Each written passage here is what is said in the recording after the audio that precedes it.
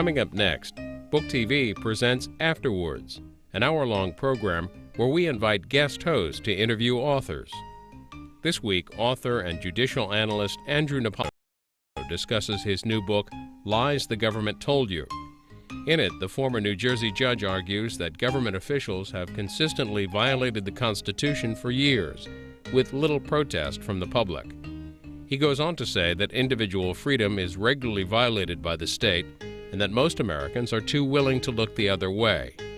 He debates his perspective with consumer advocate and three-time presidential candidate Ralph Nader.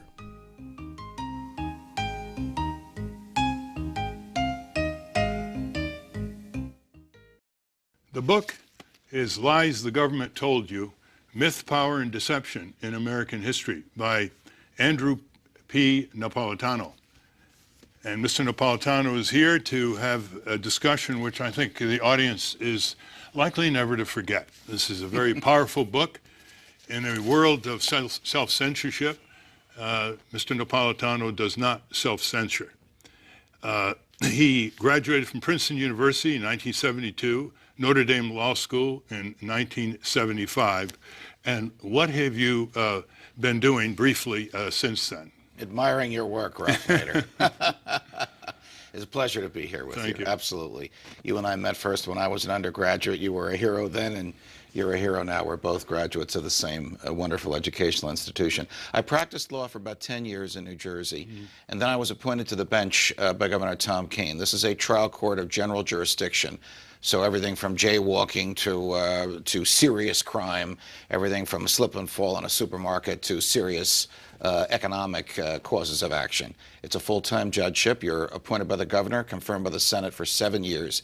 If reappointed and reconfirmed before the end of the 7, you have it for life. I was given my lifetime appointment by Governor Christine Todd Whitman. After about 8 years, I got a little bored and decided there were other things I wanted to do, and I returned to private practice.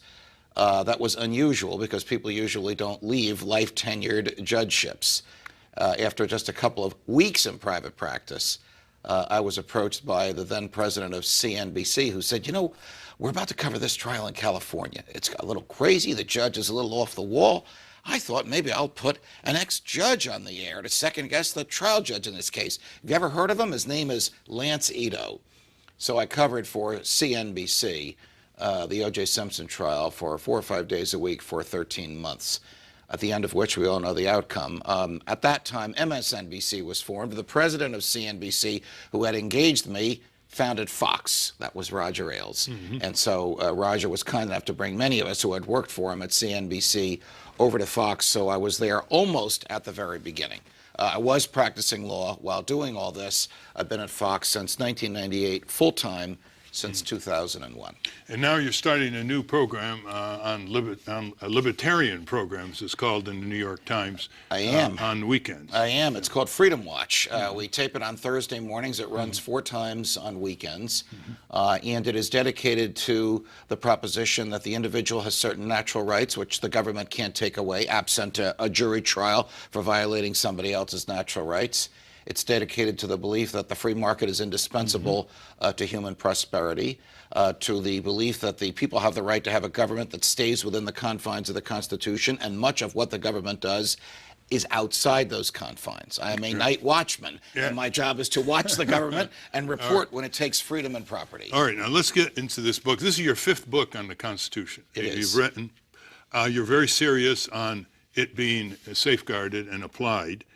And I want to read exactly how you define lies, because this is very important. You're not just talking about myths, you're not talking about false statements, you're talking about lies. And in your book, you define it this way, quote, truth is identity between intellect and reality. A lie is a knowing and intentional violation of the truth.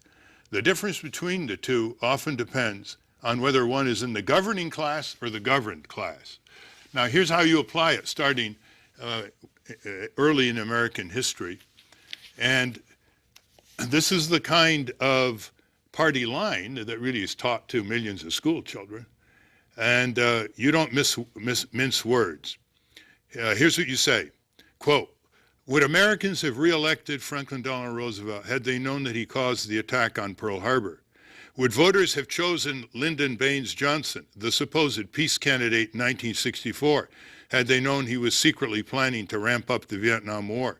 Would George W. Bush have been reelected in 2004 if we knew he was illegally spying on us, concocting evidence for war, torturing people, and lying about it? End quote.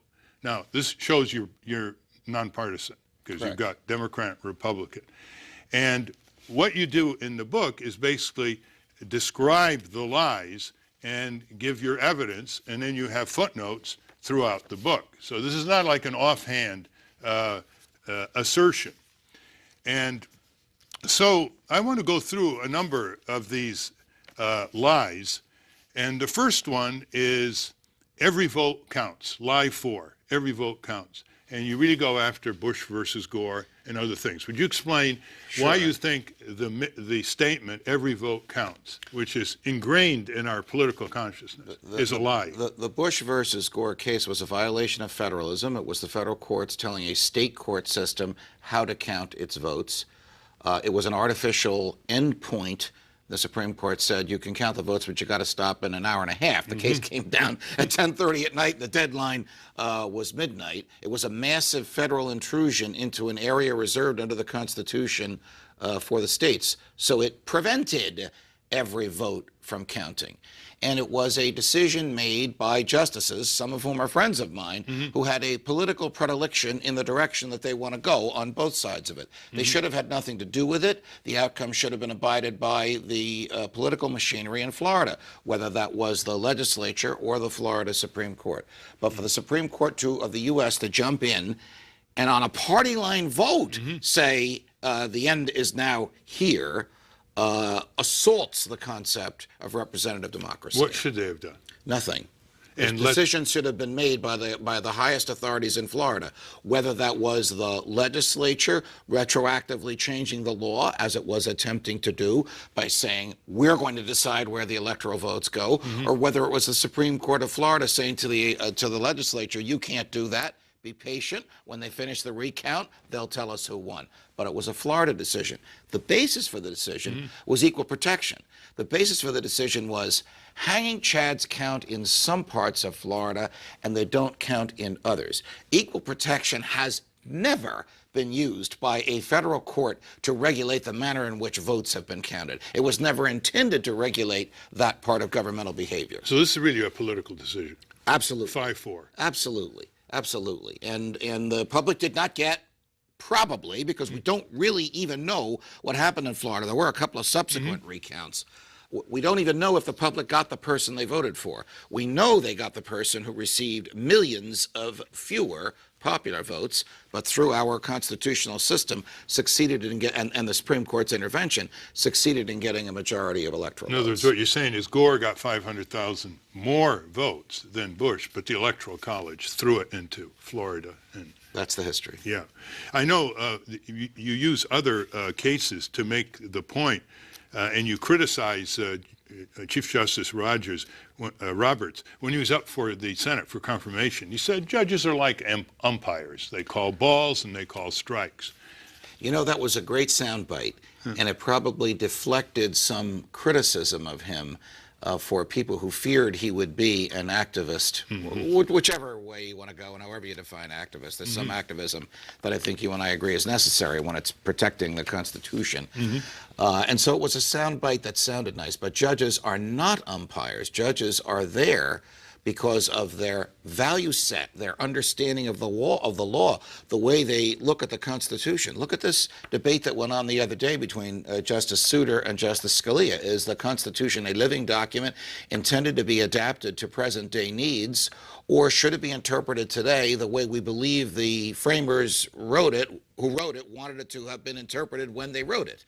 These are profound issues, and they are affected by what judges think. A judge you and I admire, Benjamin Nathan Cardozo, once said, justice is determined by the personality of the judges. That sounds outrageous, but it's true. They're human beings. They bring their value set to the courtroom, and no one can deny that. Which a lot of senators deny constantly. And, Yes. I mean, Cardozo was a brilliant jurist, a member of the Supreme Court, wrote Right. this great book we all read in law school, The Nature of the Judicial Process. Right. But they still, a lot of senators still think it's just an automatic process, you know, just like umpires. Well, if that were the case, then we could have an instant replay. We wouldn't need the human factor in there. And why do they differ so much then? Precisely, precisely. Look, Right. there are justices who believe that the Constitution means what it says, and guarantees are guarantees. There are others who say, well, there's wiggle room for everything. Yeah. Okay. Lie number 7, your body is your temple. And you go into issues of the war on drugs and what you call the food police. You criticize Roe versus Wade, but you don't give your opinion on abortion in that area. At least I didn't see it in the book. What's your stand on that? Ralph, I am a pre-Vatican II Catholic, so I am absolutely opposed to abortion under all circumstances. This is a philosophical judgment. We cannot determine medically precisely when life begins. I give the benefit of the doubt at the beginning. So this book is not about my philosophy of when life begins, but I am clearly on record as being in the pro-life camp, forcefully and vehemently in the pro-life camp. Putting that aside, there is no right to an abortion in the Constitution. There's a right to privacy, but there's not a right to commit a crime under the right to privacy. So what's the role of the government with the women's reproductive rights? In my opinion, the fetus is a separate individual, and that individual has rights and can command the protection of the government just as you and I. And for that reason, there could be no abortion absent due process, which would be inconceivable to demonstrate that the fetus is somehow culpable of being executed. Well, this, you know, the libertarian view usually is that the government shouldn't have a right to tell a woman either to have a child or not to have a child. You are correct in that, and I part ways with a lot of my sisters and brothers who are libertarians on that issue. There is a growing pro-life group among libertarians, but many true North libertarians, of which I am one, do not recognize the fetus as an independent being and say it's the obligation of the government to keep hands off. Most of this chapter basically says in a society where a woman can execute the baby in the womb, how could a person not put whatever chemical they want into their body as long as by doing that no one else is harmed? Well, the interesting thing about this is that you're pretty consistent, according to what most people think libertarianism is, when it comes to the war on drugs. Marijuana, heroin, cocaine, what would you do? None of the government's business.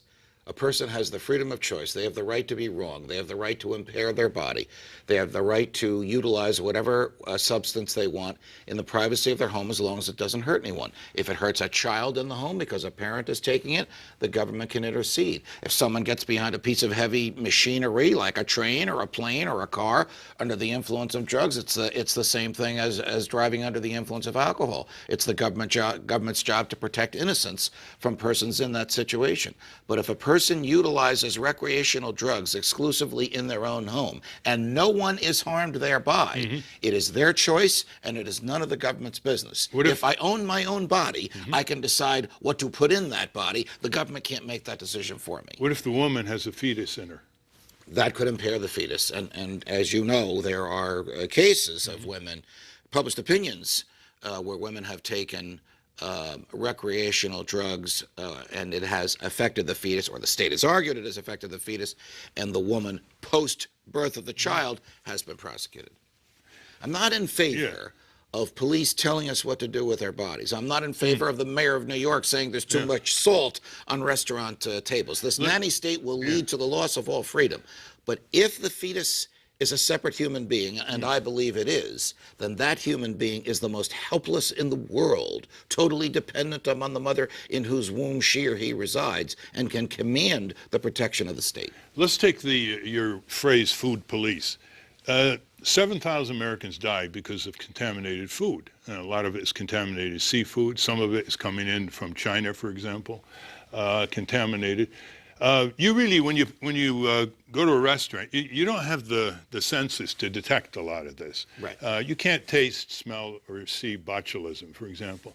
What role would you have for the government in regulating food for safety? I would have no role in the government for regulating food for safety because the government is the most inefficient regulator of private behavior we have. It is heavy-handed, it is thoughtless, it breaks its own laws, it is inefficient, and it adds to the cost of everything. We'll get to that abstraction in a moment. The key is 7,000 die, 70,000 are sick, and many, many thousands of those are hospitalized. How do you deal with that? Because we rely on the government to do what it can't do. Well, who can do it? Well, there should be some private enterprise. There should be some entity, perhaps paid by the insurance companies that insure the restaurants who don't want people to get sick because they'd be on the hook if somebody sued. Why aren't they doing that now? Because they rely on the government. When you and I go into a restaurant, as we may very well do when this wonderful interview is over, we don't think twice about the cheeseburger we're about to eat because we assume that some bureaucrat, barely educated, ignorant in the law, nevertheless has walked in the kitchen and performed some kind of a test on the food. That doesn't work. Well, actually, it has worked. Food has been recalled, food has been condemned, lives have been saved. Well, there's a moral obligation on the part of the preparer of the food and the distributor of the food, not to put something contaminated into the food chain, so to speak. Or how about the right to sue? If you're contaminated, you get sick, you sue the food company or the restaurant. Absolutely. You don't believe in restricting tort law?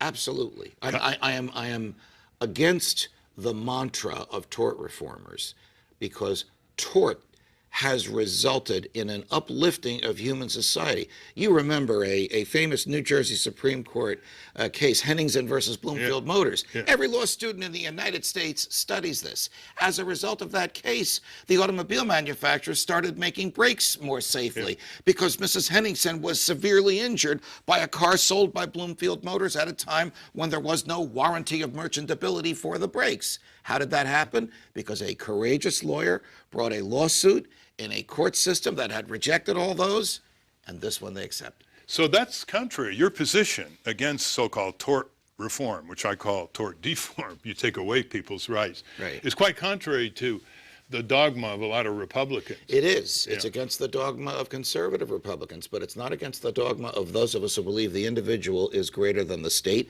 and that our rights are natural. And one of the legitimate functions of the government, even to this true North libertarian, is to provide a forum to seek the redress of your grievances, which we call the court system. As a matter of fact, the studies show that over 90% of wrongful injury never reaches a lawyer. You know, they don't even get to the courts. So what do you think of this mantra that tries to justify taking away people's access to court by saying we're a litigious society? Where's the evidence to that? I think a lot of my friends and colleagues will recoil at the following statement. I think that because a lot of trial lawyers tend to be liberal Democrats, I don't know why, the conservative Republicans resist them.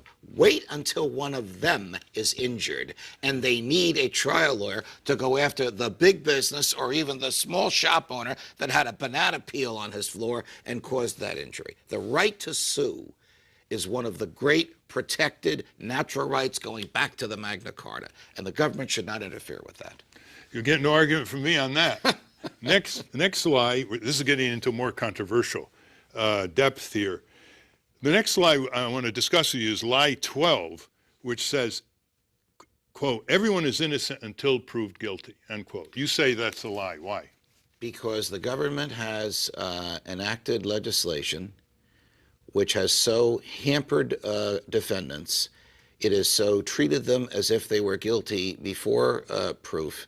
It has made it so difficult, before trial, it has made it so difficult for them to defend themselves that the government acts as if a person is guilty merely on the basis of an accusation or an allegation. The government breaks its own laws when it leaks grand jury material in order to affect the jury pool, the people from whom the jury will come, so that they will conclude that this person must be guilty. Look at all the stuff that's in the newspapers about them. The government seizes assets from individuals merely because they've been indicted, so they don't have the resources with which to hire counsel to to defend themselves. The government persuades judges that this guy has a passport, therefore he might flee. So you can't let him be free. He has to actually prepare for his trial in a cell with 15 other people, 14 of whom might want to kill him, and in which there's no peace of mind or opportunity to deal with his client, to deal with his lawyer, which violates other rights. The seizure of property, post-indictment and pre-conviction, is one of the great modern travesties of our criminal justice system, because the standard of proof for seizure is less than proof beyond a reasonable doubt. Prosecutors have persuaded judges, you know, we're probably going to win this case. Let's take his money now so he can't dissipate it. Then he has to have a public defender instead of Ralph Nader or some really great lawyer to defend him. What about the more serious violations of habeas corpus? You know, after 9/11, Bush rounded up thousands of Americans, many of them Muslim Americans, Arab Americans, and they were thrown in jail without charges. They didn't have lawyers. Some of them were pretty mistreated in New York City.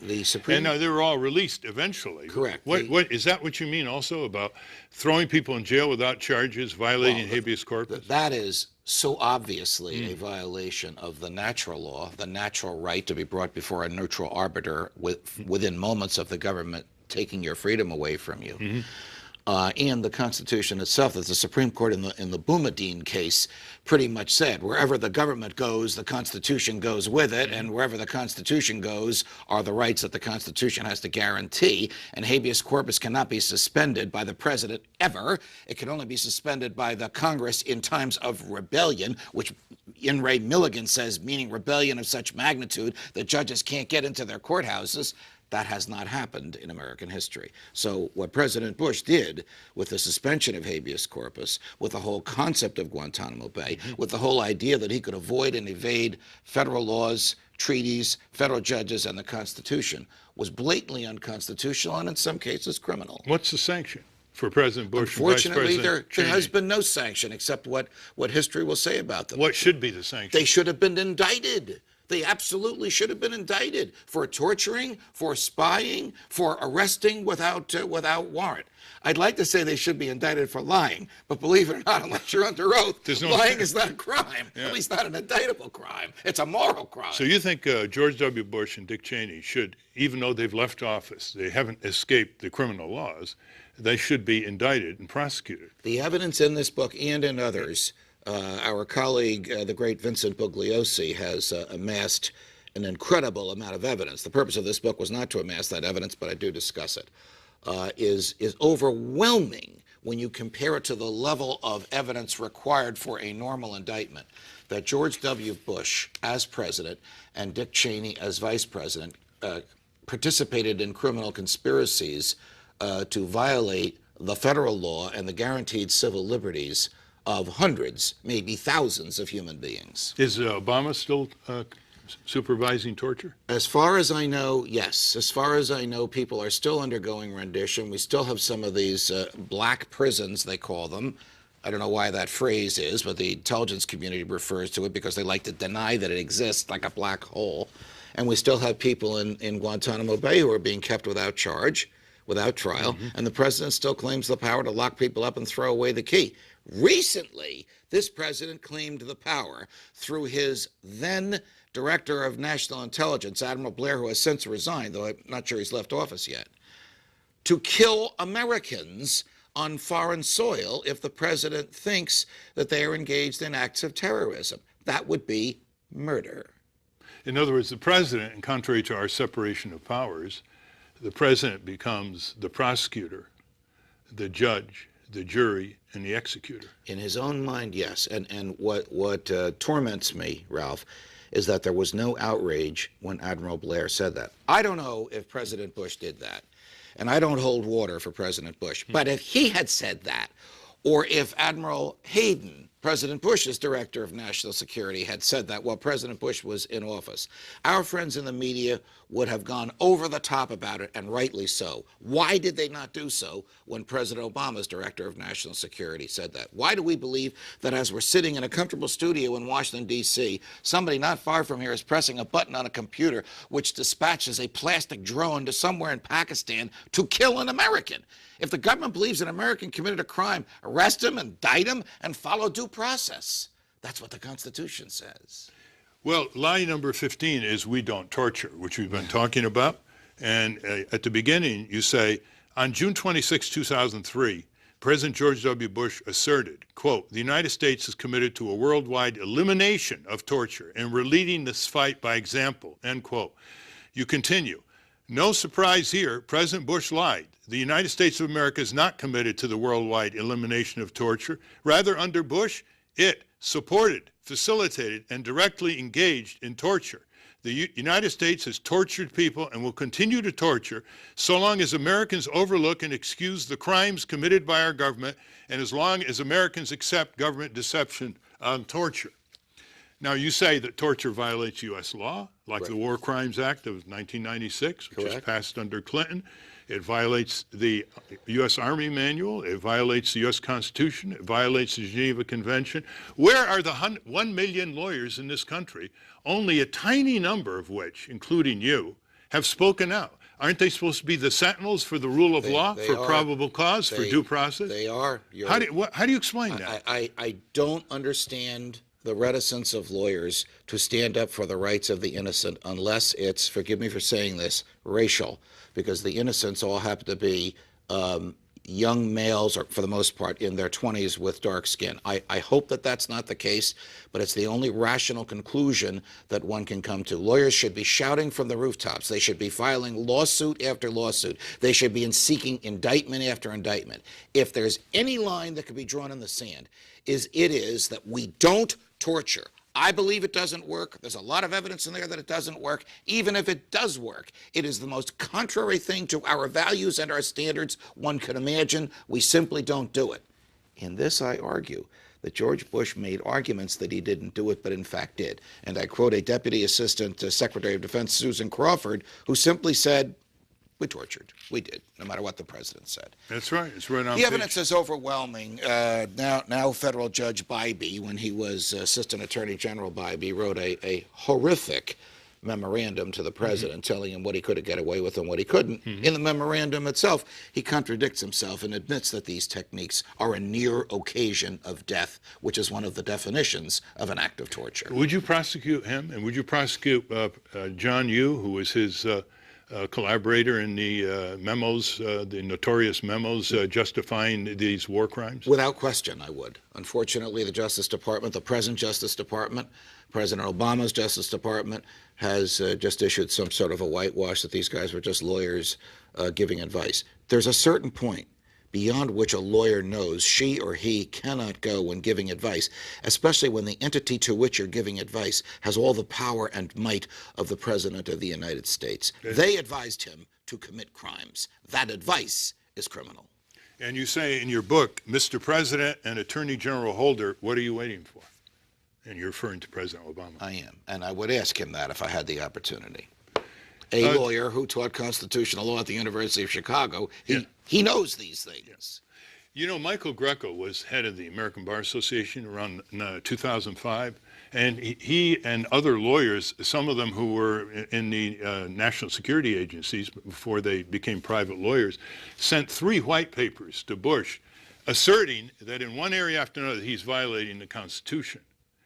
And that was the only really strong stand in writing by the American Bar Association, which has 400,000 members. What would you do to kickstart the American Bar Association and 1 million lawyers who are supposed to be officers of the court? Well, I'm not a member of the American Bar Association, but these people should have filed lawsuits which require answers, which get before a federal judge and which give you tools which we call discovery tools. They allow you to find out what the defendant was doing and what the defendant was thinking. And if the defendant is the President of the United States and the courts wants to say, wait until he or she leaves office before we do this interrogation, then so be it. That time would be ripe, and the ripe would be now.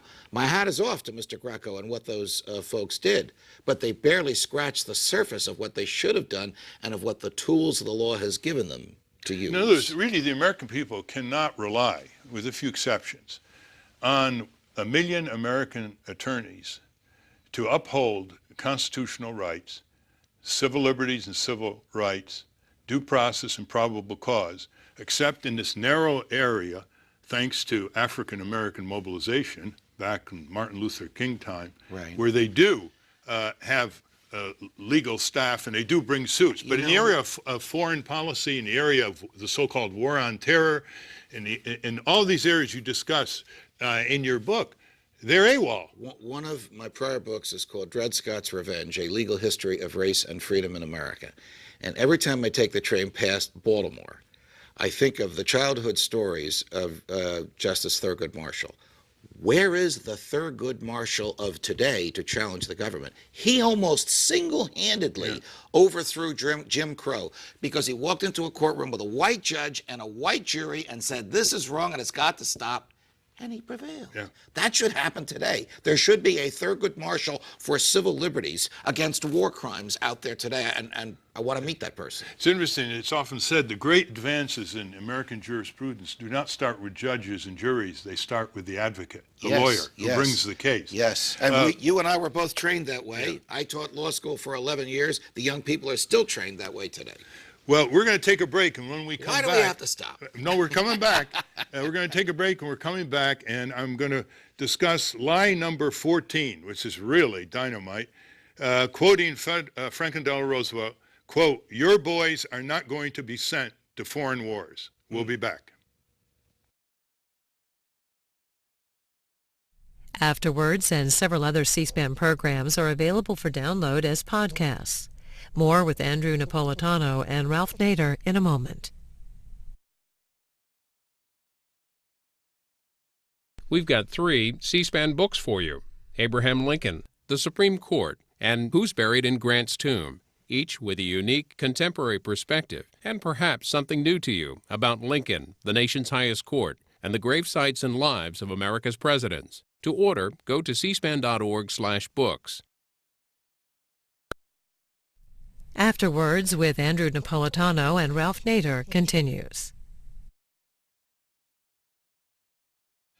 We're back with Mr. Napolitano. I want to discuss lie number 14, your boys are not going to be sent into any foreign wars, where you basically describe how the Constitution has been so flouted. The declaration of war doesn't really exist. It's been neutered by an abdication by Congress.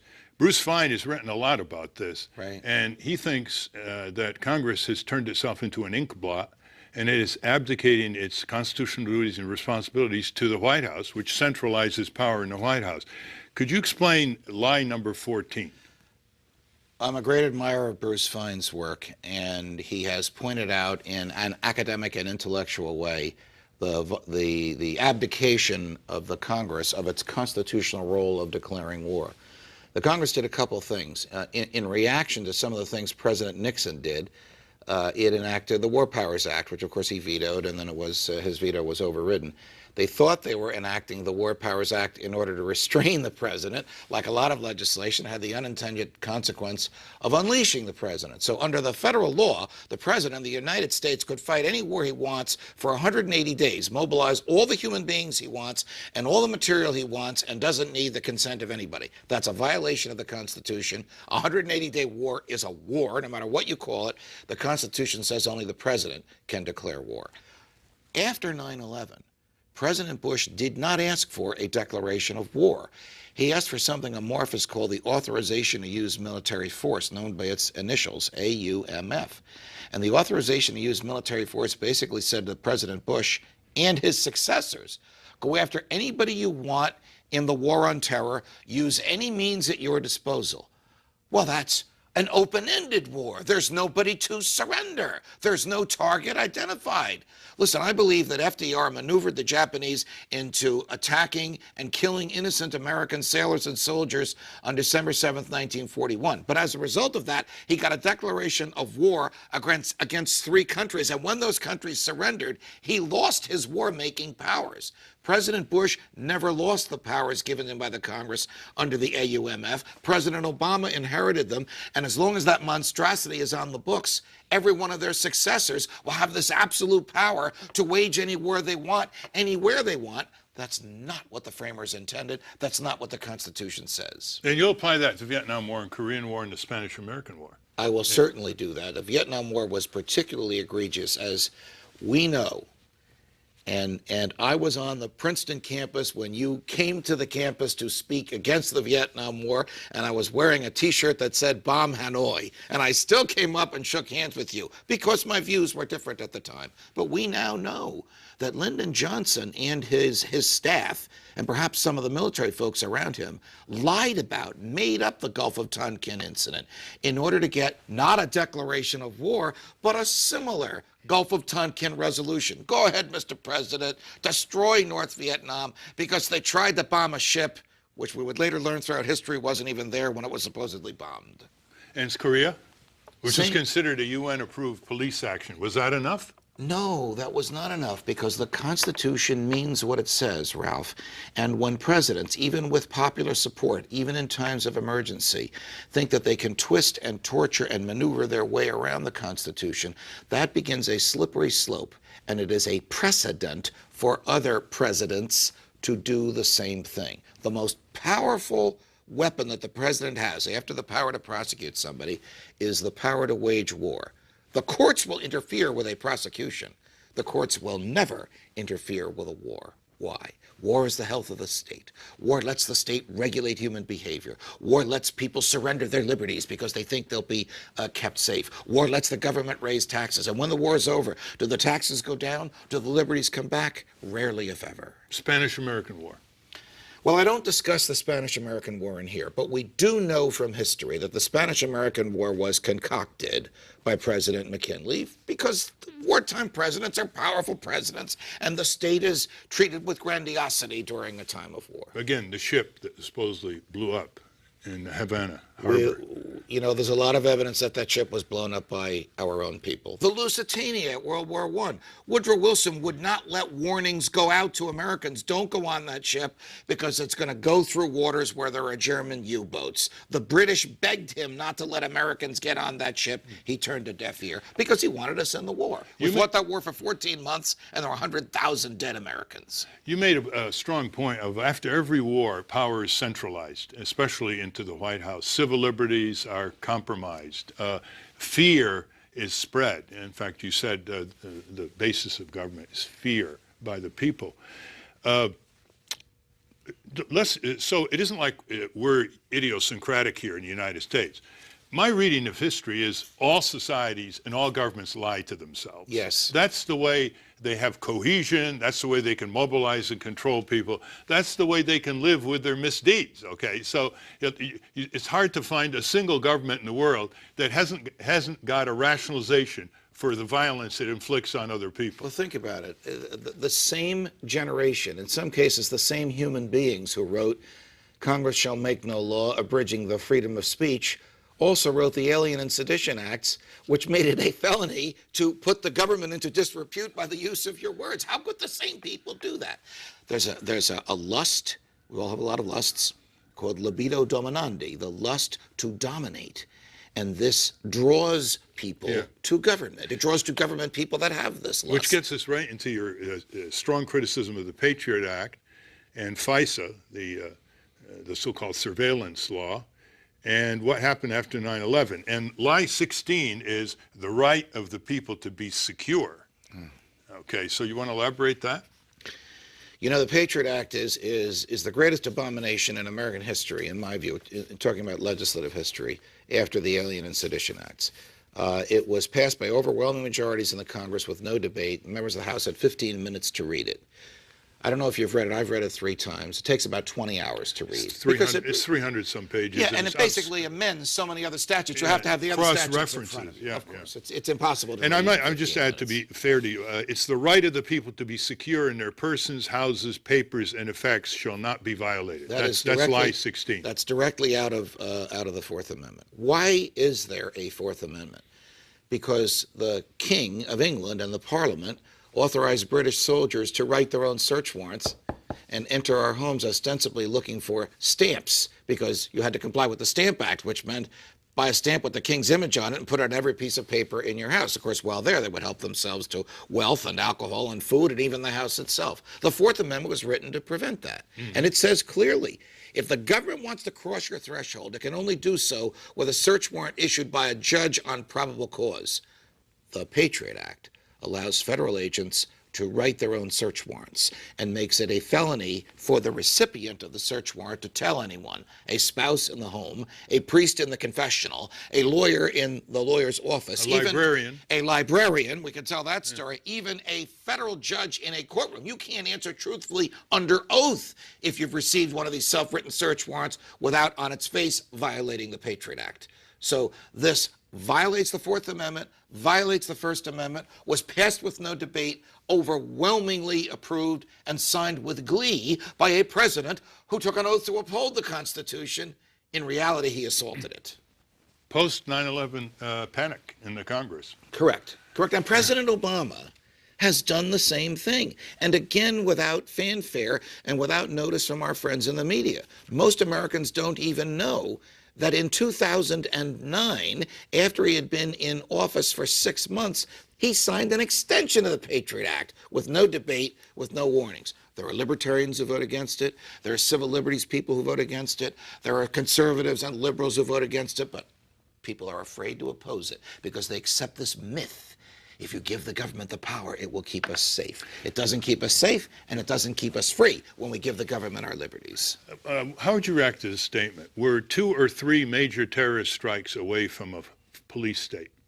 I fear that the statement is true. I fear that the American public, like generations before us, will accept the nonsense, and it is nonsense, that if we give up our liberties, the government will keep us safe. Meaning a police state could only happen here with public approval, and there would be public approval.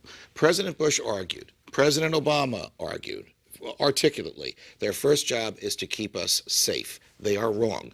Their first job is to keep us free. Quote Benjamin Franklin. Those who would give up essential liberty in order to obtain a little temporary safety deserve neither liberty nor safety. If the president keeps us safe but unfree, he is not doing his job, and he is violating his oath. Yeah, people in some prisons are safe. Correct. But they're not free. You're pretty hard on George Washington and Abraham Lincoln. For those in the audience who have not been exposed to Mr. Napolitano, let me say this. I have rarely met anybody who censors himself less. I'm going to challenge you. Is that a good thing that I don't censor myself, or a bad thing? I'm going to be challenging you with a checklist in a minute to see how far you'll go. But you talked about George Washington as a slave owner, and a very active slave owner. Yes. And the Pennsylvania story. Yeah, the Pennsylvania story. I mean, you said, quote, Washington punished his slaves by whipping or selling them, divided their families so they can work more efficiently, and provided them with as little means as tolerable. He also raffled off the slaves of those bankrupt slave holders who owed him money.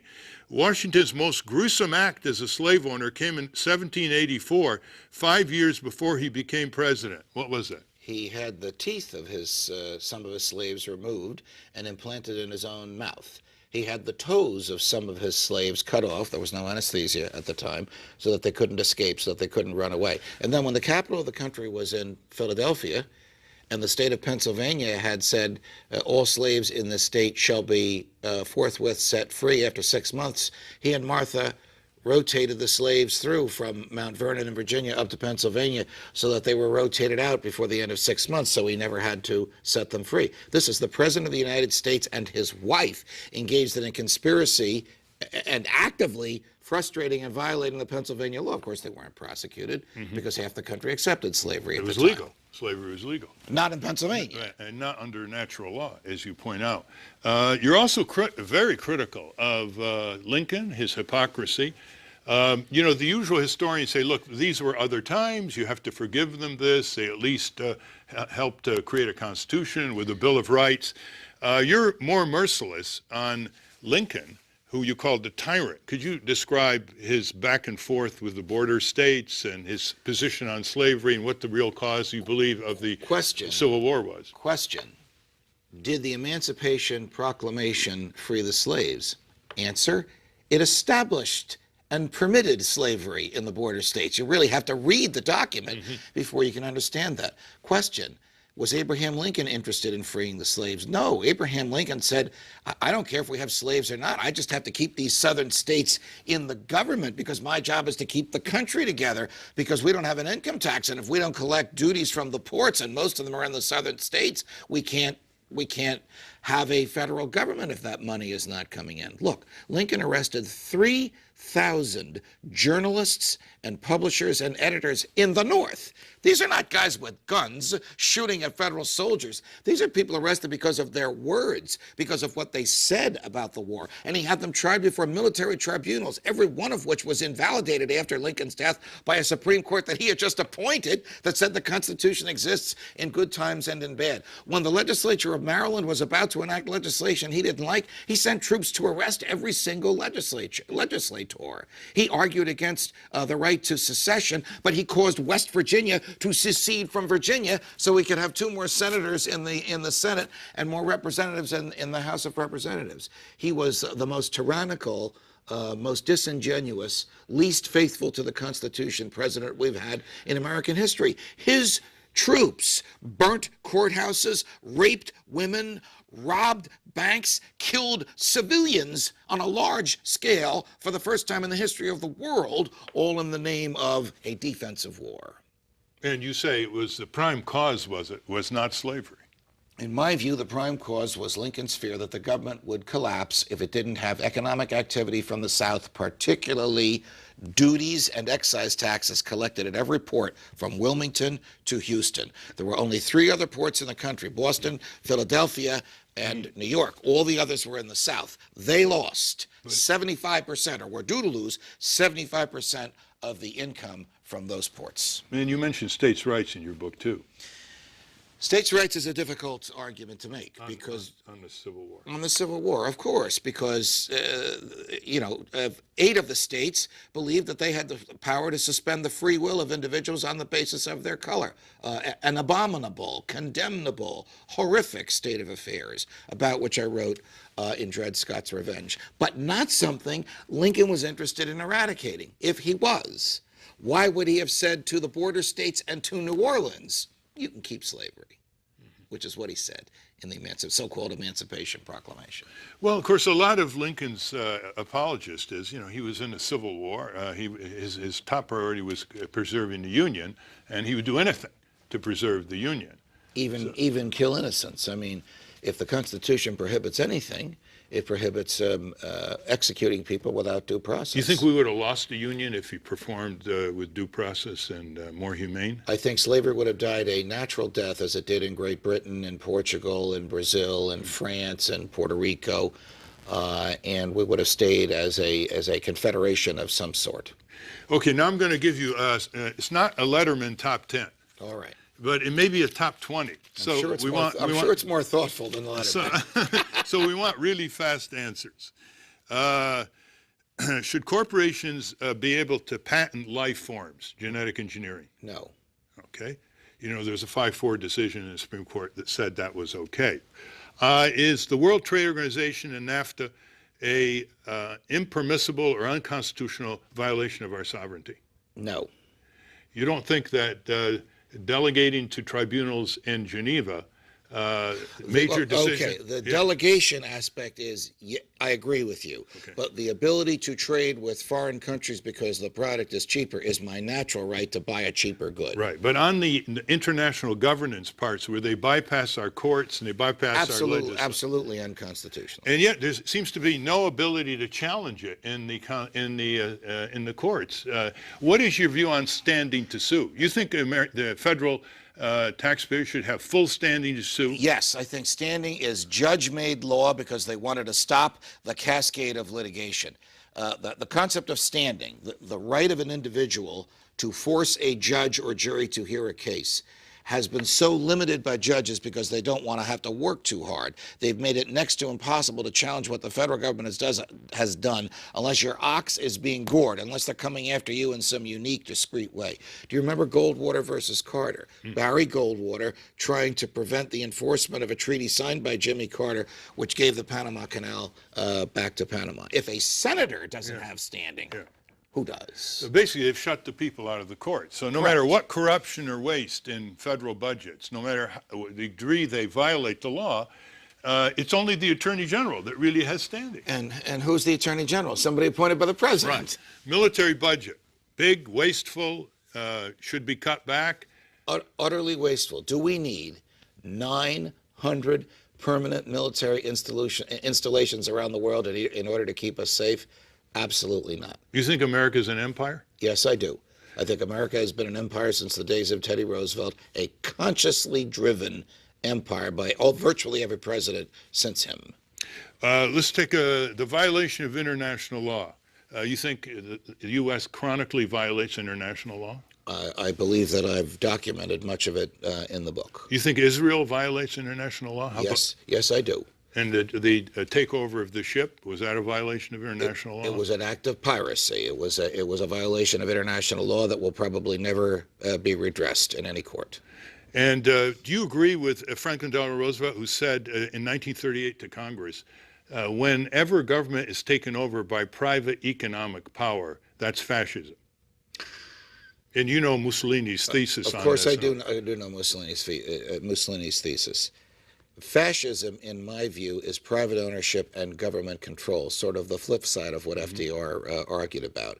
But when government and private enterprise are in bed with each other like that, whichever of the two is pressing the buttons, that's fascism. Okay, so how do you define, in that context, the Wall Street bailout by the U.S. government after excessive speculation and draining trillions of dollars of worker funds and mutual funds? It was taking from the poor and taking from the rich and giving to the super rich that were the government's friends. It was absolutely unconstitutional. TARP was unconstitutional. The Bush stimulus packages were unconstitutional. The Obama stimulus packages were unconstitutional. And as you just pointed out, nobody has standing to challenge them. Even members of Congress, let's take TARP, who were told, TARP stands for a Toxic Asset Repurchase Program. The government was going to purchase toxic mortgages, toxic paper, mortgages that were underperforming, and toxic assets, homes before people were going to be foreclosed. It didn't purchase any. It just gave the money to the Treasury Secretary's rich banker friends. It was an act of fraud perpetrated on the Congress, and nobody in the Congress did anything about it. How about the two-party duopoly? You have in your book a brief reference to third-party rights and third-party and independent candidates. I believe we have a one-party system in this country. It is the big government party. It has a Republican wing that likes war and deficits and assaults on civil liberties. It has a Democratic wing that likes taxes and welfare and assaults on assaults on commercial liberties. You think it's also a big business party? I do think it's a big business party. Before the Civil War, people went to Washington concerned about and boasting about liberty, human freedom, freedom from the government. Since that time, people go to Washington boasting about how I'm going to use the government to make your life better, whether it's authorized by the Constitution or not. As you know, there are all kinds of state ballot access laws that make it very difficult, not in New Jersey, your state, but in other states, very difficult for third-party candidates independent, just to get on the ballot. They're harassed, their petitioners are harassed, partisan judges make outrageous decisions, and the documentation of that is my former campaign manager, Teresa Amato, who wrote a book called Grand Illusion, The Myth of Voter Choice and the Two-Party Tyranny. You are the classic victim of that. What would you do with ballot access laws? In the early 19th century, there were laws in the states that said you can get on the ballot if you print the ballot. I mean, it was much easier in the 19th century, so it had more variety of views. Right. What would you do with Well, it would depend on who I was in your scenario. Can the feds change this? No, this is a state issue, but the states are violating people's natural rights. Your right to go to New Jersey or to go to California and say, I want to be president, and here's why, is violated by the vested interest in the legislature that wrote laws that prevent you from doing that because they don't agree with what you say and because they can't control you. And I don't mean you hypothetically, I mean you, Ralph Nader. You would agree with the adage that I created years ago, dissent is the mother of assent? Yes, I would. I would also agree with what our predecessor at Princeton once said, Norman Thomas. I am not the champion of lost causes. I am the champion of causes not yet won. I can adhere to that. Speaking of adherence, what do you think of corporate coercion in standard form contracts, where they basically have compulsory arbitration, keeping you from the courts, and they don't compete over it? Allstate and State Farm don't compete. Bank of America, Citigroup don't compete. And they're getting extremely draconian in their one-sided coercions. What do you think of that? Well, I mean, the courts have a principle. This is called a contract of adhesion. Yeah. Take it or leave it. You can't. We're not going to negotiate with Yeah. you. But if you're suing under the contract of adhesion, and any ambiguity is construed against the preparer of it. Yeah. The lawyers know that. Yeah. And they have prepared it so there can be no ambiguity. Look, that might be some sort of a violation of natural rights. I would like to think that another insurance company would come into existence that would let me freely negotiate with them, that would put these guys that aren't interested in natural law out of business. You know, we have a project on this, which really the freedom of contract has been destroyed. Yes, it Whether has. you have insurance or hospital or health insurance or auto insurance or bank deposit card with the fine print or installment loans. Suppose I'm British Petroleum and I have a contract with my shareholders to give them a certain dividend. Who is the government to come in and say, don't pay the dividend this month? They're violating freedom of contract. From that end. But in terms of the corporations coercing consumers, beyond the doctrine of unconscionability, which once in a while you can go to a court and say, hey, my landlord lease has a clause in it that says, the minute I sign the lease, I confess to any judgment. Correct. In the future. Correct. And that's considered unconscionable. Do you think, is that enough? Are the No. courts alert enough? Do we need legislation prohibiting such draconian one-sided coercion? We need judges courageous enough, lawyers courageous enough to get those things changed. Well, let me go on to a couple of other things. Corporation as a person. This takes animism to a high level in our complex society. Santa Clara case, late 1880s, the Supreme Court rendered in favor of the railroad in a tax case. But not even in the opinion. In the head notes, it was declared by the scribe, who was a former head of a railroad in the East, that the railroad is a person for purposes of equal protection under the 14th Amendment. This is one of the most bizarre cases in American history because the case doesn't say what we have all been taught it says, but somebody's interpretation of it. As you say, the clerk responsible for recording it put in a summary preceding it saying this is what it said, and generations of lawyers, judges, and law professors read just the summary. Now, should corporations have all the constitutional rights of real human beings, the artificial entity itself? Well, the entity should have certain rights of privacy and certain rights of due process. So I don't know What if it rights should have. shouldn't have? Well, I haven't thought that through, Yeah. but I don't want the government to be able to rape corporations. I want the government to have to follow due process. Right. So it should have the right to privacy. It should have the right to own and use its property. And if the government doesn't like the way the property is being used, it can't just legislate it away. It has to challenge it before a jury, just like if they don't like what you're doing in your backyard. We're running out of time. In its totality, this book, these lies are dominant now. They're the dominant ideology. They are. And they are taught to our children in our schools. And they are bandied about on talk shows and talk radio. Is Fox immune from that in their fair and balanced treatment? Do they parrot these lies? You know, Fox, where I've been happily employed for the past 12 years, has people who deliver the news, in my view, very fair and balanced, and people who formulate opinion. I am in the latter category of formulating opinion. I am the Ayn Rand, though I'm a male and a Catholic and I don't smoke. I'm the Ayn Rand of Fox News. I also have my colleagues Alan Colmes and Geraldo Rivera, and I have my colleagues Glenn Beck and Sean Hannity and Bill O'Reilly. So we're really all across the board. None of the names that I've just given you are in the business of delivering the news fair and balanced. We have other colleagues who do that. Our job is to probe and provoke and prod and get people to debate about freedom. And what about the war on terror? What do you think of that phrase, and what do you think of that foreign policy? I think that terror is a means. It's the same means that George Washington used to free us from the Parliament and the King of England. And I think in the name of that phrase, a multitude of constitutional sins been committed, many of which I outlined in A Nation of Sheep, and some of which I outlined in Lies the Government Told You. Do you think radio and TV stations should pay a license fee for using the public airways to the Federal Communications Commission instead of getting it free and deciding 24 hours a day who says what and who doesn't? I would prefer that the free market entered the picture rather than government regulation, because I fear government regulation is going to put me out of business if my challenges to it get too successful. This is just a license fee. Like the biggest TV station in New York pays less to the FCC than you pay to the Motor Vehicle Department for your driver's license. Oh, that's above my pay grade, how much they pay. No, I mean, would you have a license fee? I am basically against government regulating the free market. But public airways are public property. I understand that. Yeah. I understand that. I don't know why there is a license fee if it's so little. Right.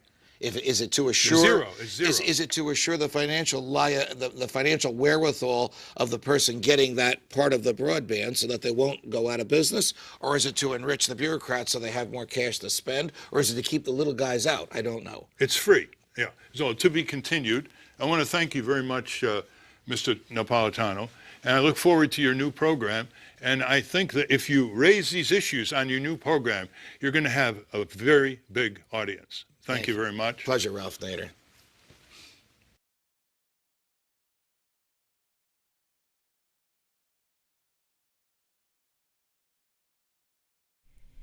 Bruce Watson recalls the